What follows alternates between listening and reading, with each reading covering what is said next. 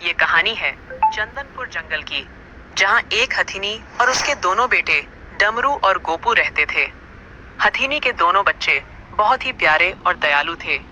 तभी उन्हें एक हिरण का बच्चा तड़पता हुआ दिखा, तो उन्हें देखकर हथिनी बोली, बेटा देखो, वो हिरण का बच्चा भूख से तड़प रहा है। बेटा गोपू, तुम उसके साथ कैसा व्यवहार करना चाहते हो? मुझे जरा अपनी राय बताओ। थोड़ी देर सोचने के बाद गोपू बोला, माँ, मैं इस हिरण को अपना यह फल देना चाहता हूँ। मेरा यह फल खाकर हिरण की भूख मिट जाएगी और वह खुश हो जाएगा और मुझे भी बहुत खुशी मिलेगी। गोपू की ऐसी बात सुनकर हथिनी बहुत खुश हो गई। फिर उसने यही बात डमरू से पूछी। बेटा डमरू, तुम भी बताओ मुझे, तुम इस हिरण की मदद कैसे करोगे या फिर इसकी मदद नहीं करोगे? अपनी भी कुछ राय दो बेटा। माँ, मैं भी अपना ये फल देकर हिरण की मदद करना चाहता हूँ। दोनों बच्चों की ऐसी बात सुनकर हथिनी के मन में बहुत ही प्रसन्नता हुई और वह यही सोच रही थी कि मेरे दिए हुए संस्कार दोनों बच्चों में भली भांति हैं। जो संस्कार मैंने अपने बच्चों को दिए हैं, वह संस्कार जंगल में किसी के भी बच्चों के पास नहीं है। मेरे बच्चों के संस्कार ही मेरा सबसे बड़ा धन और दौलत है। फिर हथिनी के दोनों बच्चों ने हिरण के बच्चे को अपने फल दे दिए। हथिनी अपने बच्चों को हमेशा एक कविता सुनाती थी और हथिनी की इस कविता को सुनकर डमरू और गोपू दोनों बहुत ही खुश हो जाते थे और उन्हें इस कविता से एक बहुत ही प्यारी सीख मिलती थी। माँ, वह कविता सुनाओ ना, जो आप रोज हमें सुनाती हो। आज भी मेरा बहुत मन कर रहा है उस कविता को सुनने का। अच्छा ठीक है बच्चों, तो सुनो। इस धरती का सबसे प्यारा राज दुलारा जंगल हमारा, लड़ने से क्या होता है यार। आओ करें एक दूसरे से प्यार, मासूम की मदद करो, आओ मिलकर साथ रहो। इस कविता को सुनकर डमरू और गोपू बहुत ही प्रसन्न हो जाते हैं। एक दिन हथिनी के दोनों बच्चे गोपू और डमरू खेलने के लिए गए। तभी अचानक से बहुत तेज आंधी तूफान आ गया और बाढ़ आ गई।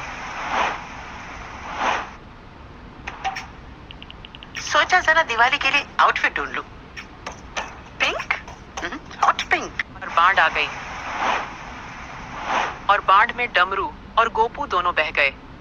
इधर डमरू और गोपू की माँ बहुत परेशान हो रही थी और उनको जंगल में चारों तरफ ढूंढ रही थी।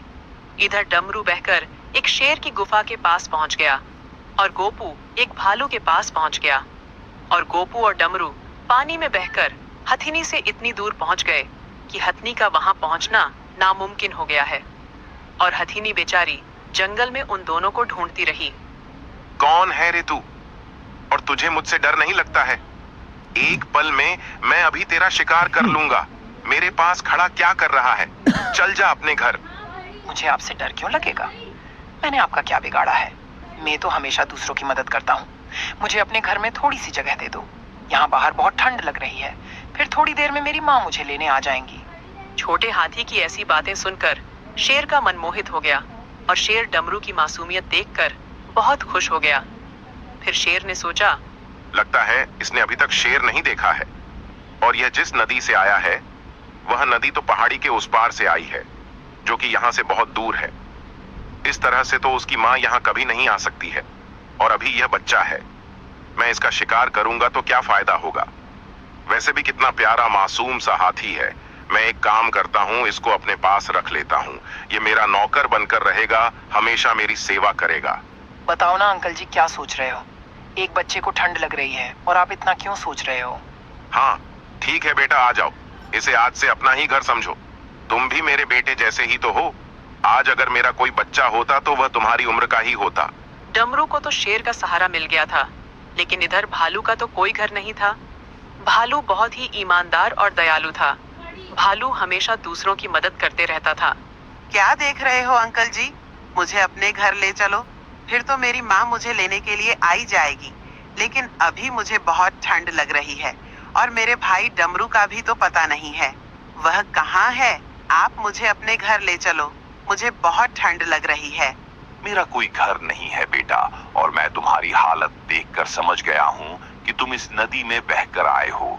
लेकिन ना तो तुम कभी अपनी माँ के पास पहुँच सकते हो, न कभी तुम्हारी माँ तुम्हारे पास आ सकती है, क्योंकि यह नदी बहुत पहाड़ों में से निकलकर यहाँ आई है और उन पहाड़ों को चढ़ना उतरना संभव नहीं है।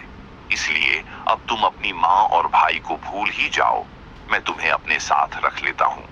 लेकिन जब तक तुम बड़े नहीं हो जाते हो तब तक उसके बाद तुम अपने रास्ते और मैं अपने रास्ते, क्योंकि मैंने अपने जीवन को दूसरों की मदद करने के लिए सौंप दिया है और मैं किसी एक के साथ नहीं रह सकता हूँ।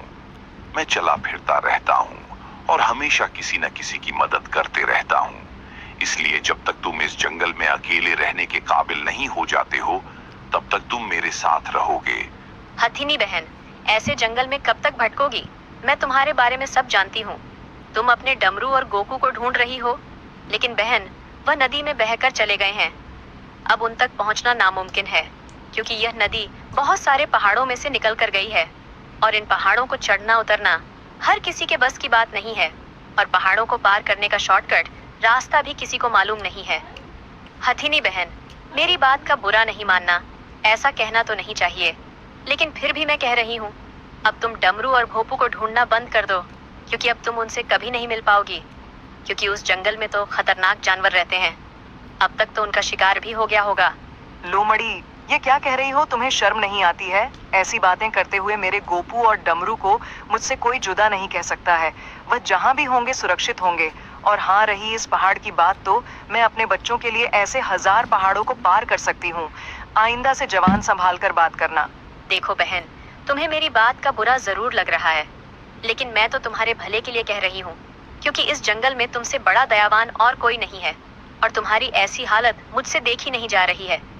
देखो तो अपने आप को कैसी होती जा रही हो। अगर मेरी बात का बुरा लगा हो तो मुझे माफ कर दो बहन। देखते ही देखते दोनों बच्चे गोपू और डमरू बड़े हो गए, लेकिन जो संस्कार इनकी माँ ने दिए थे, डमरू में अब वो संस्कार नहीं बचे थे, क्योंकि डमरू शेर के साथ रहता था। वह शेर के साथ रहकर शिकार करना सीख गया था और बिल्कुल भी दयालु नहीं था। डमरू शिकार करके शेर को देता था, लेकिन गोपू में ऐसा नहीं था। वह भालू के साथ रहकर बहुत ही नेक बन गया था। वह कभी किसी का बुरा नहीं करता था और हमेशा दूसरों की मदद करता था और बहुत ही दयालु था। एक दिन शेर डमरू से बोला, कितनी प्यारी है आपकी जुत्ती। बहुत मिस करती हूँ। तो फिर ढूंढते मेले में। मदद करता था और बहुत ही दयालु था। एक दिन शेर डमरू से बोला, देख डमरू, मुझे कोई आवाज सुनाई दे रही है, तू जाकर देख कौन सा जानवर है। मुझे तो लग रहा है आज का दिन बहुत ही अच्छा है, कोई अच्छा जानवर मिलेगा।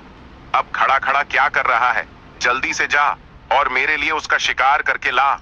जी महाराज, बस मैं अभी गया और आपके लिए उसका शिकार करके ला रहा हूँ, आप मेरा इंतजार करना। फिर डमरू जल्दी से गया और उसने हिरण को सामने से घेर लिया और उस पर हमला करने वाला ही था। इतने में गोपू ने डमरू को हमला करते देख लिया। गोपू और डमरू बचपन में जब से बिछड़े थे तब से आज पहली बार मिल रहे थे, वह भी आमने सामने दुश्मन के रूप में, क्योंकि डमरू हिरण को मारने के लिए आ रहा था और गोपू हिरण को बचाने के लिए आ रहा था। तभी गोपू और डमरू की जबरदस्त टक्कर हो गई और इसी का फायदा उठाकर हिरण वहां से 9-2-11 हो गया। डमरू की नजर के सामने से हिरण भाग गया था, इसलिए उसको ये डर भी सता रहा था कि अब शेर बहुत ही गुस्सा करेगा। इसलिए डमरू बहुत गुस्से में बोला, कौन है रे तू और मेरे बीच में क्यों आया है? क्या तू मुझे नहीं जानता है? मैं इस जंगल के राजा शेर महाराज के साथ रहता हूँ। अगर उन्हें पता चल गया तो तू इस धरती से लापता हो जाएगा। अब बता, इसकी भरपाई कौन करेगा? मन तो कर रहा है तुझे ही पकड़ के शेर महाराज को सौंप दूं। अरे भाई साहब, क्यों बेजुबान को मार रहे हो? वह तो बेचारा बच्चा है, अभी तो उसको अपनी जिंदगी जीने दो भाई। अरे, यह इंसानियत का पाठ किसी और को जाकर पढ़ाना। तेरी यह होशियारी यहाँ नहीं चलेगी। तूने मुझसे दुश्मनी करके अच्छा नहीं किया है। अब आ मेरा मुकाबला कर। आज या तो तू रहेगा या फिर मैं रहूंगा। मैं इंसानियत का पाठ पढ़ाता हूँ, इसका मतलब यह नहीं है कि मेरे हाथों में ताकत नहीं है। अगर ऐसी बात है तो फिर आज तू रहेगा या मैं, क्योंकि कुछ लोगों को अच्छी बातें समझ में नहीं आती हैं, उनको उनकी भाषा में समझाने से समझ में आती है। फिर गोपू और डमरू एक दूसरे से भिड़ने ही वाले थे।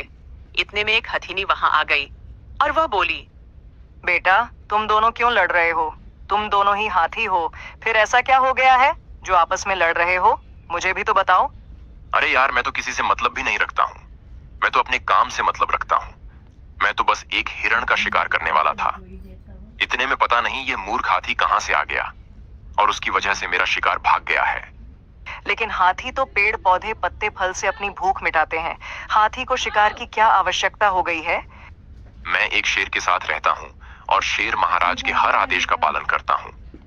अगर मैं उनके आदेश का पालन नहीं करूंगा तो वह मुझे बहुत ही मारते हैं, बहुत ही पीटते हैं। इसलिए उन्होंने आदेश दिया था कि जाओ शिकार लेकर आओ, तो मैं बस उन्हीं के लिए शिकार करता हूँ। यह तो अपने महाराज के आदेश का पालन कर रहा था, लेकिन तुमने उस बेजुबान हिरण की जान क्यों बचाई है? क्या वह तुम्हारा दोस्त था? मुझे जानने की इच्छा हो रही है, अपने बारे में कुछ बताओ। नहीं, वह हिरण मेरा कोई भी नहीं लगता है, लेकिन जब जब मैं किसी मासूम को तकलीफ में देखता हूँ तो मुझे मेरी माँ के द्वारा बताई गई कविता याद आती है, जो मेरी माँ ने मुझे बचपन में सुनाई थी, और वह हमेशा इस कविता को सुनाती रहती थी। इस धरती का सबसे प्यारा राज दुलारा जंगल हमारा, लड़ने से क्या होता है यार, आओ करें एक दूसरे से प्यार। मासूम की मदद करो और मिलजुल कर साथ रहो। सबसे प्यारा जंगल हमारा, सबसे न्यारा जंगल हमारा। अरे डमरू और गोपू, मैं तुम्हारी माँ हूँ, कहाँ चले गए थे रे? तुम दोनों मुझे अकेला छोड़कर। मैं तो तुम दोनों की याद में पागल सी हो गई थी। तुम दोनों की बहुत याद आती थी। क्या तुम दोनों को मेरी याद नहीं आती थी? चलो बेटा, अपने घर चलते हैं।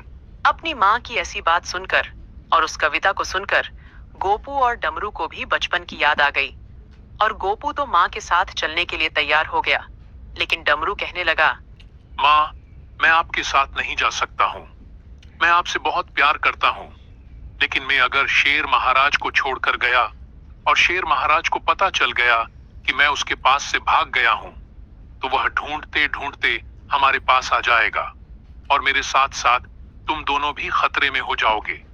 इसलिए मैं आप दोनों के साथ नहीं आ सकता हूँ। नहीं बेटा, कुछ नहीं होगा, तुम दोनों चलो मेरे साथ। अपना घर यहाँ थोड़ी ना है, अपना घर तो यहाँ से बहुत दूर है। जब अपन बिछड़े थे तब तुम दोनों बहुत छोटे थे, इसलिए तुम दोनों को याद नहीं है। अपना घर यहाँ से बहुत दूर है। वह तो मैं भटकते भटकते इसी आस में यहाँ आ गई हूँ कि कहीं ना कहीं तो तुम दोनों मुझे जरूर मिलोगे, और आज ऐसा ही हुआ। अब बहुत रहेलियां अलग अलग हमने, चलो अब अपने घर चलते हैं। अरे वह यहाँ तो बिछड़ा हुआ परिवार मिल गया है। इतनी खुशी देखकर तो मेरी आंखों में आंसू ही आ गए हैं। और क्यों रे डमरू, तू तो भागने की फुल तैयारी में है। शेर को बेवकूफ समझता है क्या?